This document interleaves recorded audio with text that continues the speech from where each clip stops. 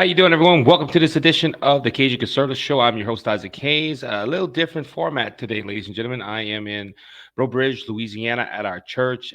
We had some plans for today, so I had to be at church. So as you can see, different studio, a little bit of echoey, and I even have a headset. I look like a head coach or something like that, but it's all good. It's all good. We're still here, and ladies and gentlemen, big weekend for the state of Louisiana. We finally have our governor that's a Republican. That's right. Jeff Landry won last Saturday in a dramatic fashion.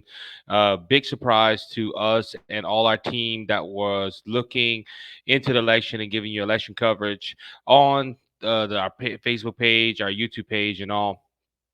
We had a good time, and we're going to talk more about these elections in a few minutes. And we have a lot of other stories that I really want to touch on, and I really want to talk this episode about the Speaker of the House. That's probably going to be on the second segment because the Speaker of the House is a big issue right now. It we need some money for Israel. They need some help out there, and for Israel to be lacking because we don't have a House Speaker. And we're going to touch on that in a little bit. But before we do all that, I want to go ahead and talk to you about a great company here, and it's called Give-A-Derm. There's a lot of skincare products out there in the market today, but none like Give-A-Derm. Give-A-Derm is a great American Christian conservative company that prides itself on making skincare products that will help you and your skin to stay healthy, not like other skincare products that have toxin chemicals that can hurt your skin. Do you know that what goes on your skin is in your bloodstream within 30 seconds? So you want to be careful what you put on your body. That's why uh, Give-A-Derm products are made with all natural ingredients to keep your skin healthy. My family has used Give-A-Derm products and we love them uh, because it works. If you would like to try Give-A-Derm and experience this great American company, go into my link in the description. There's a link to Give-A-Derm, and when you go to that checkout, use the promo code BGS Media Code, and you get 10% off your products. And ladies and gentlemen, great company, great company. I love them. Go ahead and give them some business out there. All right, so let's go ahead and talk about these elections that we had in Louisiana. Now, to recap, here in Louisiana, we have a not say weird election. It's just our elections are different. We're kind of I guess it's because of occasions. We're just different in that area of elections. But I think it's Alabama that does runoffs too. I cannot be 100% sure. But if the candidate that we're voting for, or if you have a whole set of candidates, and we call this a jungle primary, if you have a whole set, you have 20 Republicans or 20 Democrats or Democrat, Republicans, whatever, they all run on the same ballot. And with that being said, when they get into the election cycle, they all run on the same time. If one person don't make over 50% and plus one, well, that's it. The election got to go into a runoff. The top two contenders run in a month later, and we've been like this for a while. And I've been on this show multiple times, and I have voiced my voiced my disapproval of this type of system that we have in Louisiana. I think we should go to a primary system where you just go ahead and you vote. You vote for that one person. Whoever gets the top vote gets to go to the runoff and run against the Democrat or independent and all this stuff. But last night it was rare. We had an election, and Jeff Landry is now our governor elect. Jeff Landry carried 52% of the votes. He received 54 54 million votes. And ladies and gentlemen, the closest Republican to Jeff Landry was Stephen Wagensback, and Stephen Wagensback got 62,000 votes. That is a big swing. Now, he was not the second in the race. We had Sean Wilson sitting at 26%, ladies and gentlemen. Now, Sean, we on our election coverage, we cover this very, very a lot in this. We were talking about Orleans parishes. usually Orleans Parish and Jefferson Parish, they usually determine who our next election elected governor is. Sean Wilson underperformed greatly in that race. Orleans Parish didn't come out for Sean Wilson, and that surprised me. But for Jeff Landry to win this thing right out is phenomenal. Um, Look, Jeff is a good candidate, and we here at the Cajun Conservative, we went ahead and got we went ahead and interviewed Wags. Wags was a great candidate. You had great candidates. You had John Schroeder. You had a lot of good candidates in this race, and but Jeff Landry now is the governor of the great state, or he's going to be the governor of the great state of Louisiana, and he has a lot of stuff to go on. We might deal with that later on. What does the governor have to do going forward, or governor elect?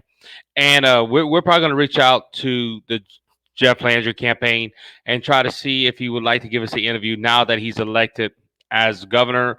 That is my plan. Other races around the state that played a big role. Lieutenant Governor, excuse me, Billy Nungesser went ahead and kept his role as lieutenant governor. As you know, we went ahead and we endorsed Elbert Guillory. Elbert Guillory, we felt was the best one to hold that seat, but unfortunately, Mr. Guillory only got 6% of the vote. He was the second Republican behind Billy Nungesser. Again, though, the Democrat Jones was the second overall. He got 20%. This was not a shocker, ladies and gentlemen. We endorse Albert Guillory. Albert Guillory is a real good guy, but unfortunately, it did not carry. He did not carry us over the threshold. And Billy's been a good lieutenant governor on the premise of you know of tourism, and that's really the main job of the lieutenant governor. Secretary of State, ladies and gentlemen, close race. Collins Greenup and Nancy Landry, as we talked about. Remember, this is going into runoff. So if you don't get over 50%, you got to go to a runoff. And Nancy Landry and Colin Greenup are going into that runoff. Marty Mealy, no, the Secretary of State, Brandon Trosclair, only got 6% of the vote. Clay Shake Snyder got 15%. And this is what I was telling people, because this was one of my toss-ups in this election. Brandon Trosclair and Nancy Landry, very close in beliefs, and very close in a lot of things. And I evidently voted for Brandon Trosclair, but Nancy Landry was a good candidate. And when people would ask me my opinion of certain candidates in this race, or who they thought who I would vote for Secretary of State, the first thing I would say was Clay. I wouldn't vote for Clay Shake Snyder. Clay Shake Snyder is one of them Republicans that say they're Republicans, but their actions speak louder than the words. They don't go ahead and do what's right for the state. And ladies and gentlemen, that's going into a runoff. Attorney General Marty Mealy was our candidate. Unfortunately, Marty didn't make it. But you have Lindsay Cheek and Liz Baker Morrell. She's going to go ahead and run. Treasurer John Flemings is going to a runoff with the Democrat Dusty Grazier. And that is our statewide election. Now, we had a lot more. If you watch the election coverage Saturday night, and you can still go watch it on YouTube, Facebook, or Rumble, you would have seen that we were surprised at a lot. Like me, I'm surprised that Jeff Landry went ahead and took that in the first round. Jeff Landry won it without a runoff. Ladies and gentlemen, that's impressive. That is very impressive. Every commentator here in Louisiana, including myself, made the prediction that Jeff Landry would have possibly been in a runoff. But now my other thought was that Jeff was going to have to win big to win it first off. That's every candidate, but 52%, ladies and gentlemen, that is impressive. And I cannot wait to see what Jeff Landry does. Jeff Landry is a conservative. I did not agree. I'm hearing rumors that he took some money from child lawyers. If that is true, that needs to get taken care of. Because our state is troubled by by these people. And I know that some of you that are listening, you're not from the great state of Louisiana, but some of you might have been in Louisiana and y'all moved out. Y'all went ahead and went to Texas or went to Mississippi, went somewhere else. And this is why we needed Jeff. This is why we needed Jeff or someone like Jeff. And this, a lot of people say, well, Isaac, why didn't you vote for Jeff in the primary? Well, I knew Jeff was probably going to win, but at the same time, I like Wags. I like what Wags stood for. I liked how Wags held himself. I thought Wags was a good candidate, but at the same time, I never was going to bash Jeff. I was never going to bash John. The only time I went ahead and went after John a little bit was because he attacked other Republicans. And ladies and gentlemen, this election was pretty clean. I am proud of all the candidates. Yeah, there was some mudslinging, but it wasn't reported every day like the last two elections were. So I think the Republican Party did good this time. We have a conservative in office now, and I can't wait to see. Now we just don't have a, a conservative as our governor now. In my district, District 22, Blake Miguez beat Hugh Andre, and we went ahead and talked a little about it. Like I said, ladies and gentlemen, this first segment is going to be what happened Saturday in the state of Louisiana. Because this is my state. I love this state. I love talking about local issues. But ladies and gentlemen, this was a big one. With Blake Miguez moving into the Senate, the Louisiana. If you're from Louisiana, you know the Senate is our weak point. The Senate is where bills go to die. The Senate is where things never get passed. But Blake won his seat. Alan Seaball won his race. Ladies and gentlemen, we had tons of wins last night for the conservative movement here in Louisiana, and I am happy that I could come behind this table today and tell you that we are blessed here in Louisiana. We got Jeff Landry. Now, a lot of people compare Jeff Landry to Ron DeSantis. And he is sharpshooting like that. He has taken on some issues. Jeff Landry was endorsed by Donald Trump. But ladies and gentlemen, Jeff Landry has the eye of the nation now. Now, what does Jeff Landry do after this? I'm hearing stories that Jeff wants to run for Senate in 2 years. I hope not. That's a rumor, but I hope Jeff stays at least his first full term. We have a lot of other good people for our state Senate seat when Bill Cassidy backs down or he leaves or whatever. I think we have some other people for that.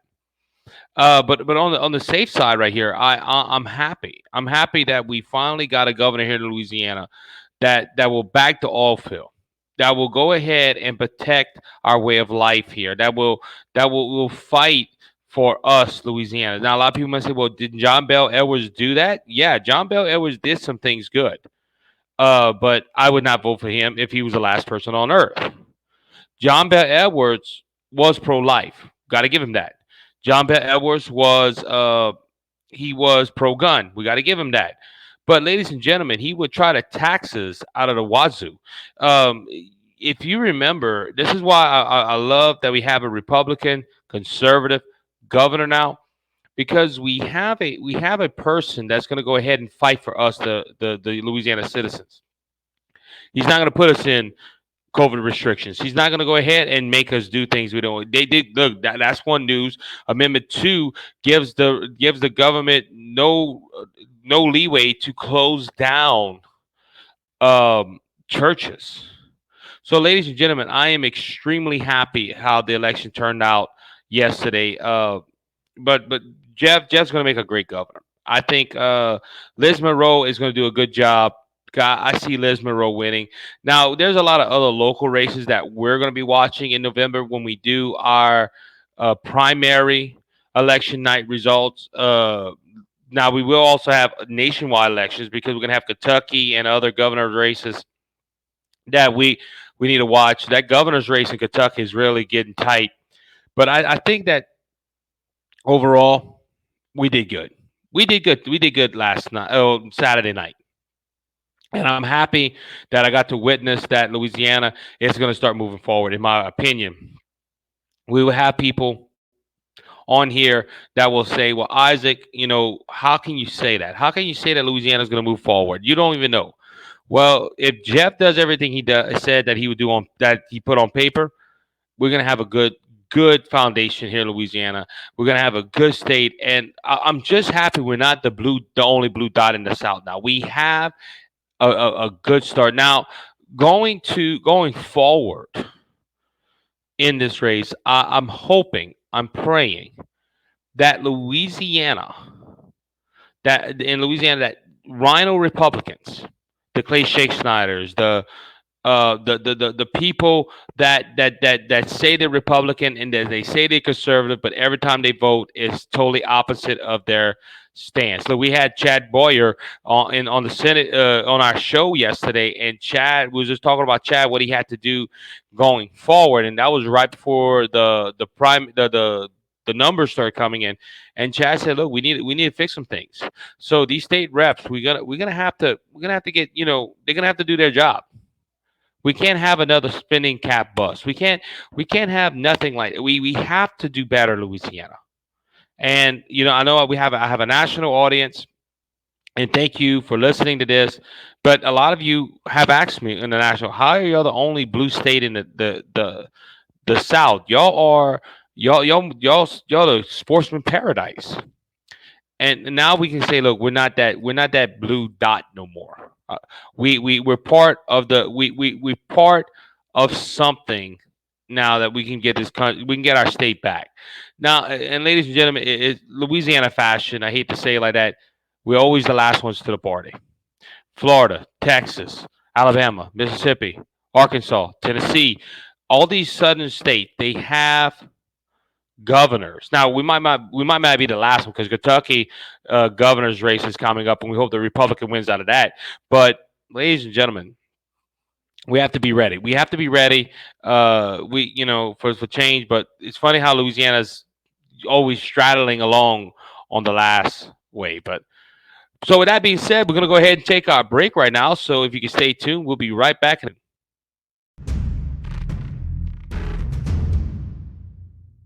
How you doing, everyone? Isaac Hayes here, the Cajun Conservative. I've been part of the trucking industry for a few years now, and I know the importance of finding a company that won't just sell you a truck or a piece of equipment, but will take the time to know you and help you through the process and checking in on you after the sale. That's why we are proud to announce our partnership with Smith Truck and Equipment Sales. Smith Truck and Equipment Sales is a family-owned and operated pre-owned truck and trailer dealership in Lafayette, Louisiana, who have been serving Acadiana for over 40 years. They offer full-service parts and accessories and financing. They also buy used trucks of all makes. You can visit Monday through Friday from 7:30 to 5 at their location at 3010 Northeast Evangel Thruway, or visit their website, smithtrucksales.com. You can also give them a call at 337-234-0557 and let their friendly and experienced staff take care of all your trucks and trailer needs. Smith Truck and Equipment Sales. Tell them the Cajun Conservative sent you.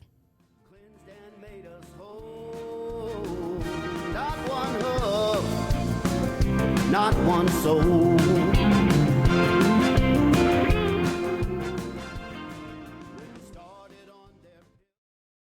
All right, everybody, welcome back to the second segment of the Cajun Conservative Show today. Again, I am not in BGS Media Studio. No, we have not moved again. No, that we are in Breaux Bridge, Louisiana today. We just had church at the time of this recording, and I know a lot of you are going to go ahead and get this on the Monday. But yeah, so it was a crunch for time. Have an event this afternoon here at the church. So instead of running back to the studio, rushing to do everything, I decided to go ahead and bring my on-site equipment to our church, and we're gonna go ahead and just record here. And check out our church if you're in the Breaux Bridge area, New Beginning Fellowship Church. Go ahead and check it out. Great little church. Love the Lord, and we're just waiting. We're ready to see what God's going to do. You can also check us out on Facebook. I know I have a national audience. We have an audience all over the country that will go ahead and that loves the Lord and wants to watch good church services. Go check out New Beginning Fellowship Church on Facebook. Give them a free shout out. Also, want to go ahead and give a shout out to our newest partners of the podcast, Miss truck and equipment sales. A great company out there. Been knowing Scott for a few months now. We have dealt with him in the family business. He's helping us out, do a few things here at BGS Media. So we're excited and we're moving forward, just like the great state of Louisiana. As we said in the last segment, Jeff Landry winning for governor. That was a surprise. Not a surprise that he won. Don't get me wrong. I'm not surprised. I'm not like, oh my goodness, I thought he was going to lose. I didn't think he would win the first round. I thought it was going to be a runoff, as I explained in the last segment. But that was a pleasant surprise for us to hear. So, all right. So before we get to our topic of the House Speaker, go turning to national news. Christian Baker faces new lawsuit over gender transition cake after the Supreme Court. So, ladies and gentlemen, as you know, a few years ago there was a Colorado baker who unfortunately got sued by the federal government because he did not want to make a cake for a lesbian couple. And he went to the Supreme Court. The Supreme Court said he has the right to refuse any services. And ladies and gentlemen, as a business owner, you have the right to refuse service.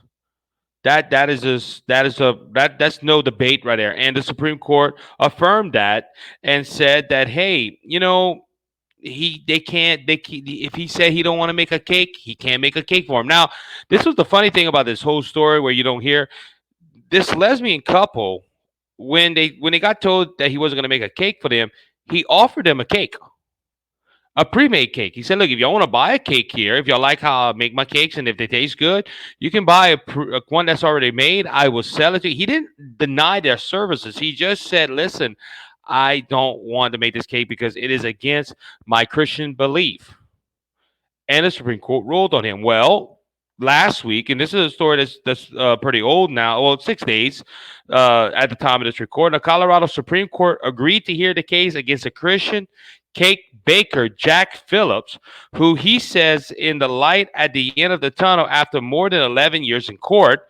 Phillips owns the Masterpiece Cake Shop in Colorado, declined to create a custom cake for a same-sex wedding in a move that sparked a 2012 lawsuit that eliminated him at the Supreme Court. In 2018, the nine justices ruled in the state that the state of Colorado hassled to Phil's religious beliefs, and that the government can't force anyone to create custom work of art that commutes a message. But in 2018, Philip faced a second lawsuit, this time from the transgender lawyer who requested a cake celebrating a gender transition. When Philip declined, he was back in court on grounds that he discriminated against the lawyer. The Colorado State Supreme Court just agreed to hear the case. So this man that has been in court for years, all of a sudden is back in court. Ladies and gentlemen, don't tell me that people of the LGBTQ community, not all of them. I'm not going to sit here and say everybody in the LGBTQ community is after Christians. But you can't tell me that some in this community are trying to personally attack Christians. Why can't this person just go somewhere else? In my line of work, if somebody don't want to sell a part to me, I don't go ahead and sue them for discrimination. I will go ahead and go to another part company and pick up the part. If we would go into a bakery as a Christian and they would go ahead and tell us, and we would tell them we want to make a cake for a gender reveal. Let's just and they don't believe in. They believe there's 25,000 genders out there, and they tell us no, we don't believe that. Or even that, if we make a cake that would put a cross on the cake, and these are atheists that own the bake shop, they tell us no, we don't believe in that. Well, guess what? We need to go somewhere else. But ladies and gentlemen, they knew this man was a Christian. They knew this man would not do this. They would not make this cake. But they still went to him. Ladies and gentlemen, that is not discrimination, or that's not trying to prove a point. That's harassment. And ladies, this on the national scale of Donald Trump. This is why we that are in the conservative community are so upset for Donald Trump because they're harassing this man. It's funny how the left does this. The left goes ahead and tells you, the American citizen, that if you're a Christian and somebody declines to do something for you, well, you guys got to go ahead and shrug your shoulders and go somewhere else. But when a leftist, a communist, or somebody wants to go into a bake shop and tell you, hey, you got to make me a cake, and if you don't, I'm going to sue you. When they know that person isn't going to do that, and they still try, that's called harassment. They're trying to shut this man's company down. And that is wrong. And this law, and look, it's sad that we're in 2023. This lawsuit was in 2018, and this man's still fighting court. He just went for 9 years battling the Supreme Court for them to tell him, hey, you have the right to refuse service. But now he's back in court again. And ladies and gentlemen, it's going to be look, I believe he's going to win because they're going to look at this president as, and I mean, the president of the last case said, look, he has the right to refuse service. All right, so let's talk about the House Speaker's race. Ladies and gentlemen, I'm so frustrated with the Republican Party in Washington. Look, did I agree with everything that Kevin McCarthy did? No. I don't think he should have went across the aisle, but if you start looking at that bill, he just extended it for 45 days so they could work on something to get the government in a stable position.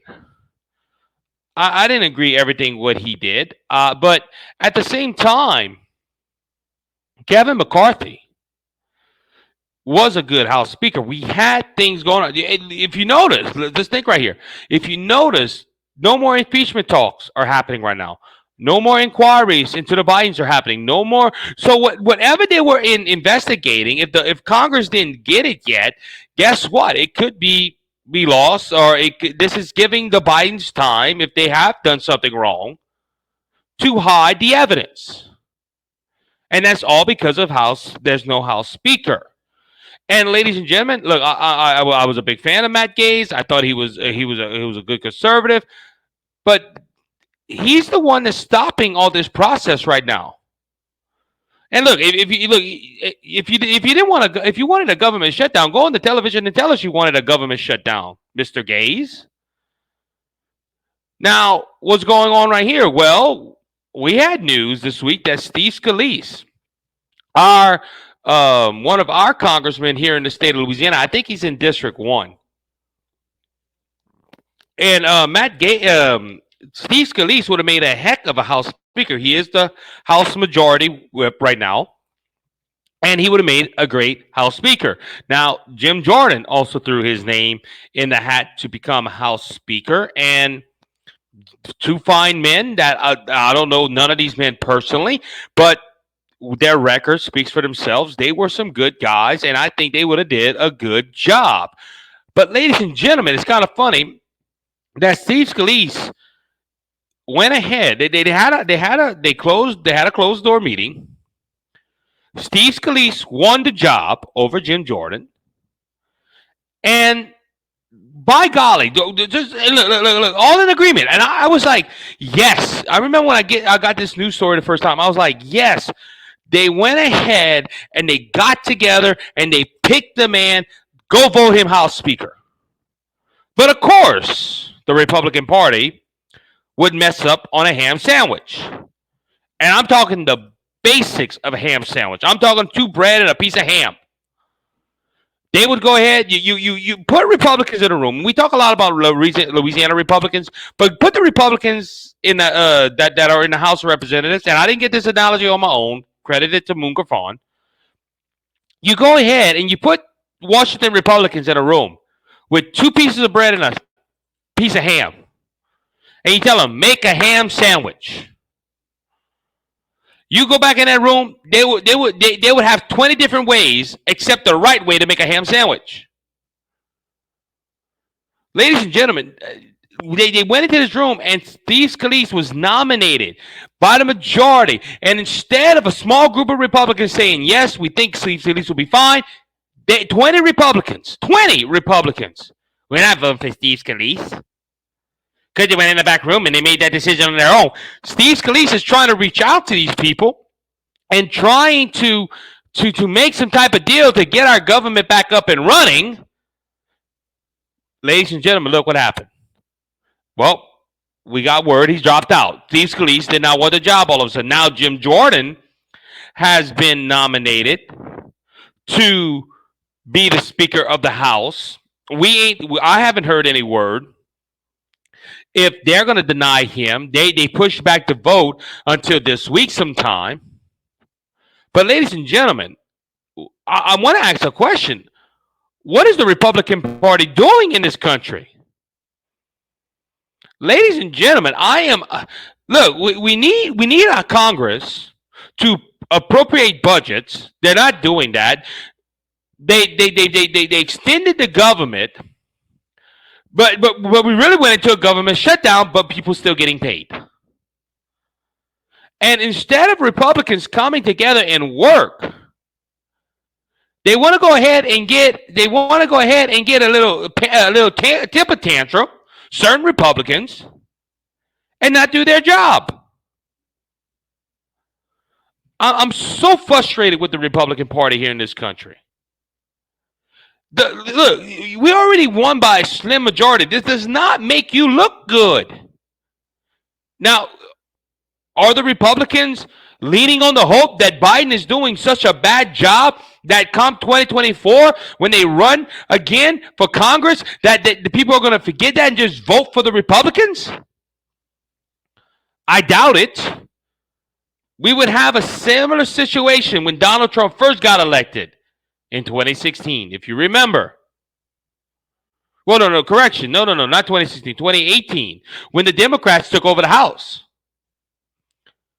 Donald Trump had the Senate and had the Congress. The House and had the Senate and the House. And they couldn't get nothing done. Why? Because of Republicans that were too stubborn to do what was right for this country. This makes me sick. Look, quoting my brother, and my brother is big into politics, he said he wonders if the Republican Party is trying to help the Democrat Party. Because you have people that are on Capitol Hill, want it their way or no way. And look, I said this before, and I'm going to say it again. You never see Democrats doing this type of stuff. You never see Democrats fighting amongst them. It's funny how when Democrats, and look, I don't agree everything with the Democrats, but I wish the Republicans would have their work ethic or their sense of loyalty, because you notice before they go to the floor, they make sure they have all the votes. Not Republicans. The House Speaker does something to make one member of the House mad, and all of a sudden they're removing him out of office. And look, I'm going to criticize Matt Gaetz until I'm blue in the face. Matt Gaetz criticized Kevin McCarthy from going across the aisle and working with the other side when he had to do the same thing to get Kevin McCarthy out. Now we're in a mess where we don't have a House Speaker. The first time in God knows how many years that we don't have a House Speaker. Which means that the impeachment inquiries can't continue. Which means the investigations into the Biden family syndicate cannot continue. Our allies are suffering. We are sending aid to them, what the president could do. But ladies and gentlemen, we cannot go ahead and continue this way. I hate to say it, but the Republican Party is they're shooting themselves in the foot.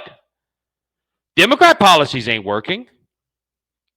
Democrat ideas ain't working. Nothing the Democrats do is working. But and the Republicans can ride this coattail until 2024 to make sure we have a president that's Republican. We can make sure we have a Senate and a House that is Republican. But what our Republicans friends are doing, they're fighting amongst themselves. Because you have some wah Republicans. You have these Republicans, and look, does this look good for our party? No. Ladies and gentlemen, this is so stupid. This is so wrong on so many levels. but because of pride, and it reminds me of something. Funny, we're in church, and it reminds me of this. Pride go before destruction, because you have 8 individuals. Well, with 20 was Leafs that had a pride issue. They didn't let me in the room to discuss who would be the Speaker of the House. Because of their pride, it's starting to fall. There's starting to be there's destruction in the land. We have an ally in the Middle East that's asking for our help, and we can't get nothing to them because, and look, credit to President Biden, what he could do on an executive order. He has sent some aid, but ladies and gentlemen, those 8 Republicans, they really got what they wanted. They got a government that's shut down now. We don't have a Speaker of the House, and we're about to face another government shutdown. And instead of picking a speaker, they want to play. They want to just fart around, and this is wrong. This is wrong on so many levels. Now, will Jim Jordan get the spot? I don't know. He was selected as the nominee, but to be honest with you, I was hoping Steve Scalise would have got there. Steve Scalise earned it, but we're gonna have to wait and see what happens. With that being said, we're gonna go ahead and take our second and final break. So please stay tuned. We'll be right back in a few moments.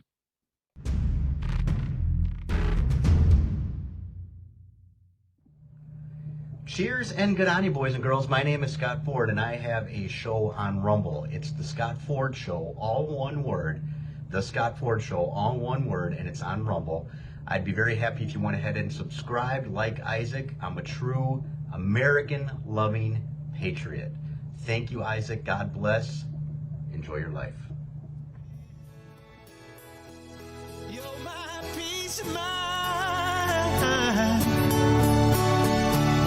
When this old world seems to get me down. All right, everybody, welcome back to the third and final segment of the Cajun Conservative Show today. Ladies and gentlemen, in a different location than BJS Media. I'm excited. We're going to see how this works out on location, like I said. And I'm a busy guy. But yeah, ladies and gentlemen, that point came to me in the last segment. The government was talking, the Democrats were talking about a government shutdown, how the Republicans wanted, and these certain Republicans. And look, I don't give credit to a lot of Democrats, but I wonder if Matt Gaetz really wanted a government shutdown. And look, don't get me wrong. We would need. I agree with Donald Trump on that. Donald Trump one time said the other day that we need. We're gonna have to default on something. We just keep borrowing money. I understand all that. But ladies and gentlemen, I don't know. It's funny how Matt Gaetz and them got what they wanted. Government's shut down right now, and not necessarily shut down. I'm just saying, like the House of Representatives, nothing is getting done, and this all it's doing is helping the Democrat Party. Latest out of Israel, ladies and gentlemen, we've been following this conflict. This is a conflict of mass proportions. Gas prices have been going down, but I'm expecting gas prices to go up because the Middle East is a breathing ground for all reserves, all rigs, and everything like that. And they do give us a lot of oil and stuff. So I'm expecting gas to go up. But there was some good news coming out of Israel. The Hamas commander who led attack on Israel killed in airstrike. IDF says the Hamas commander who led the terrorist slaughter of more than 1,300 Israelis has been killed by Israel in an airstrike. The Israel Defense Forces said. Allah Jadid, the commander of Hamas, Naki force led the terrorists as an invasion of Israel last Saturday and murdered Israelites, even targeted children and infants. The IDF said Saturday morning that Quetta had been eliminated by Israel Air Force using intelligence gathering by the military intelligence director, according to the Jerusalem Post. I'm not trying to sound rude. I'm not trying to sound thrilled, but this thug got what he got. And look, got what was coming to him. Look, and a lot of people hear me talk like that, and they say, Isaac, that don't sound too Christian. You call yourself a conservative. You call yourself a Christian conservative, and you no. This dude got what was coming to him. I don't know where they struck this guy at. I don't know what was going on with it, but ladies and gentlemen, this needed to happen. This thug, this murdering cutthroat, he he got what he want. He got what he could deserve. And this is what Israel was talking about. When Israel said, look, we have to go into the Gaza Strip. We have to take out Hamas. This is what they were talking about.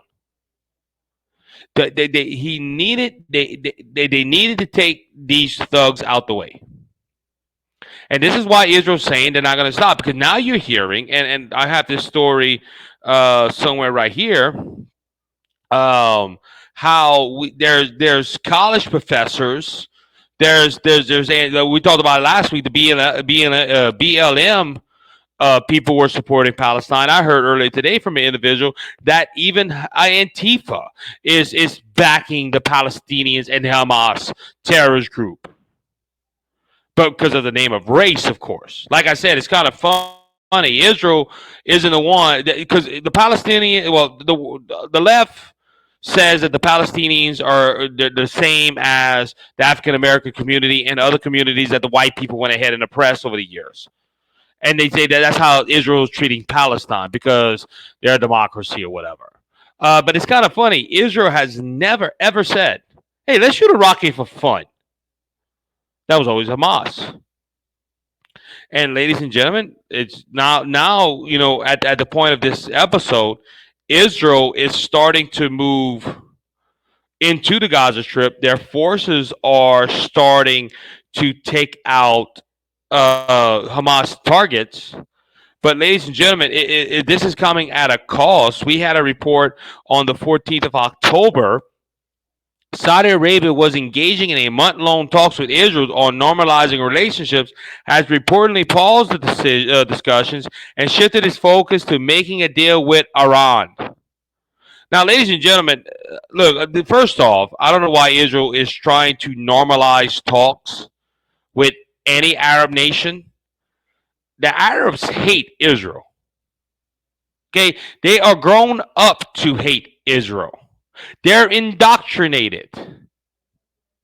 They are the Arab nations program their children to hate two groups of people: the Jewish people and the Christians. Because if you don't go ahead and fall down to their line of worshiping, you're an infidel. Ladies, it's the same thing. Look, like I don't understand presidents. This is Republican and Democrat that say, "Well, we need to be friends with Iran. We need to be friends with Saudi Arabia. We need to be friends." These people hate our guts. That's like you trying to be friends with the bully. The only way you become friends with the bully is if he gives his heart and soul to Jesus Christ and changes his ways and lives for Jesus. That's the only way you make friends with the bully, because the bully is no longer. Isaac, give us an example. Paul was a bully. Paul killed Christians. Paul put Christians in jail until he met the Lord on the road to Damascus. And no longer he was no longer a bully, he was a friend. And unless Iran and Saudi Arabia come to the saving knowledge of Jesus Christ, they're going to hate our guts. Same thing with Israel. Why is Israel having peace talks or having talks with Saudi Arabia to normalize relationships? They hate your guts. Why talk to them? I don't understand this. But this is what the cause. But it's kind of funny, and Saudi Arabia is showing their true colors. Instead of trying to back Israel, they're going to go make a deal with Iran. Ladies and gentlemen, Benjamin Netanyahu or whoever is leading those negotiations need to say, there's a problem right there. We're not going to deal with this no more. And ladies and gentlemen, it's IDF, the Israel Defense Forces, urge Gazans to evacuate as Hamas blocks escape routes. And they said, our war is not with the people of Gaza. I'm glad Israel clarified that, because Israel is not trying to um they're not trying to I don't think Israel's trying to hurt the normal people. I think they're after the terrorists. All right, so with the Hamas um invasion of Israel, the way they did it, and we haven't I briefly talked about it the other day when I was on my show at the studio, and we talked about Hamas. They did some terrible things. But how they got into the country. And look, Israel is one of the most secure borders in the world. They have to be. You know, when we talk about a border wall and security, you know, if Israel had been attacked like if we ever get attacked like Israel was attacked, that border wall would look a lot more necessary. Now we know that the left don't want the border wall because they feel that's votes. Hey, look, I can talk to people and you can debate me all you want. The reason there's 8 million illegal immigrants coming over is one, they believe in open border policy, but two, they think that's votes and they can get them votes into this country. That is the sole purpose of the Democrats trying to keep the wall down and trying to keep our borders open because they don't think. I know they won't win no other way. That is my humble opinion. But going back to this, Israel is one of the most secure borders in the world. And Hamas, with a dozer, went ahead and punched a hole in that wall and invaded that country along with rockets. And I remind somebody to listen to the show, and one of my close friends reminded me earlier how these Hamas terrorists jumped into stadiums on paratroopers and hurt hundreds of people. Okay, so these thugs, these idiots went through a border fence with a dozer. Now, this is raising concerns for our border. Our border is open. Our border is not protected. I seen a video the other day of people running across the border wall and Homeland Security. There was a Homeland Security agent just watching them, a Border Patrol agent just, oh, you have fun in America. They were just waving them in. Like I said, so this has led to a lot of stories of how secure is our border. As I mentioned earlier, you have 8 million people since President Joe Biden. I thought it was less until I saw the news the other day. Close to 8 million illegal immigrants have come across our border, and Biden ain't even president for 4 years yet. He's about to get into his 4th year of being the president, but he's 2 3/4. Ladies and gentlemen, that is scary. Now we like I said, we have to ask the question: who's coming over the border? And look what Hamas did with a dozer and sent thousands of troops in there, or whoever, how many people, and terrorized neighborhoods of Jewish people. And ladies and gentlemen, we have a border that's wide open. Who's coming over? Well, Ron DeSantis pointed out that migrants from Iran, Russia, China, and the Middle East. That is not good for the security of this country. Fox News reported last week that Customs and Border Protection had encountered thousands of special interest aliens since 2021. Special interest aliens are people from countries identified by the U.S. government as having conditions that promote or protect terrorism or potentially pose some sort of national security threat to the U.S. Meanwhile, the numbers of the encounters with people on the terrorist screening data site, known as the watch list, hit a new record in FY 2023. There were 154 encounters at the northern and the southern border amongst ports of entry, more than less than 6 years combined, and 505 encounters at the point of entry. Ladies and gentlemen, do you think the southern border should have a wall? Look what they look. Like I said, point back. Look what Hamas did with a wall, with a barbed wire fence. They still got through. We have no protection, and according to the numbers, now people, I can hear you people that are on the left. Oh my goodness! See, you're reading from Fox News. That's right, Fox News propaganda. No, that is government data. That is government data. We have people coming over from Saudi Arabia.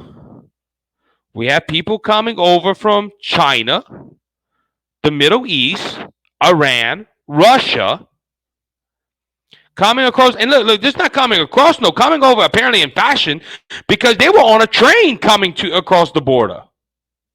And look when these people get here, ladies and gentlemen, the government babyfies them. The government goes ahead and tells them, hey, we're going to give you free health care. We're going to give you free food stamp. We're going to give you everything free that was meant for our citizens of this country. But they're going to go ahead and give it to illegal immigrants. And ladies and gentlemen, and you wonder why I advocate for a border wall? Now, we heard a few weeks ago that Secretary Mayorkas and the Biden administration was asking for a wall. And, of course, Biden called, walls don't work. Ladies and gentlemen, just think if Israel didn't have a wall or a border fence. I think, and look, it was bad. Don't get me wrong. Last week's attacks on Israel was bad. But, ladies and gentlemen, it would have been a lot worse. A whole lot worse. And ladies and gentlemen, these thugs would have killed a lot more people. They would probably have amassed more people into those borders. But Israel was protected. Ladies and gentlemen, half of our border is not protected on the southern front. Now, look, props to Texas, Greg Abbott, and other sudden governors. And now we're even getting some Democrats like Governor Kathy Hochul from New York saying, hey, look, there's a problem at the border. Now, I'm glad they're starting to have some concerns. But, ladies and gentlemen, this needs to get addressed. This conflict in Israel should show the importance of building a border wall across the southern border. Will Joe Biden do it? Oh, of course not. He won't do that. Because you got to realize he's he got to be sensitive to people outside the country. Because I don't think he thinks he's America's president. I think he thinks he's the world's president. And look, world leaders are laughing at him. Look, I promise you, Hamas, Iran, Russia, they're all laughing at us. We are the laughing stock of the world. Because I will repeat what I said last week. We could not stand a man with a tweet. We could not stand a person writing a tweet and, he's unpresidential. But ladies and gentlemen, this person right here is we're getting laughed at when we were feared before. Yeah, but a president shouldn't be fearful. A president shouldn't put fear into other countries. Yeah, he should. But you have a president as part of the good old boy system. And unfortunately, that border wall won't get fixed until Donald Trump's back in office. Because he already said that. He's trying to pass the funds somewhere else. Because it was appropriated for a border wall. So instead of finish building it, hey, let's just stop the building process and let that money sit. With that being said, that's going to end this episode of the Cajun Conservative Show. Thank you, as always, for listening. Remember to hit the subscribe button and the follow button, depending on the platform you are listening on. If you have a chance to give us a review, please do so. Give us a 5-star review. It helps us out more than you know. Also, check out our links for Give-A-Derm and HairClub, and also go check out our sponsors that are in the bottom of this link. Thanks to Smith Truck and Rental Equipment.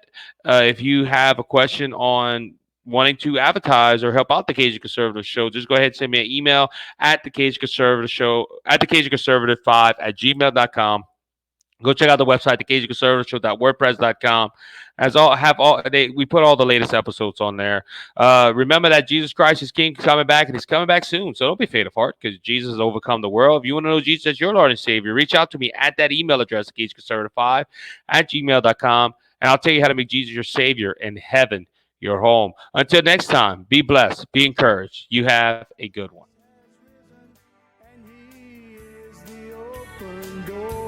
He said that Jesus Christ has risen,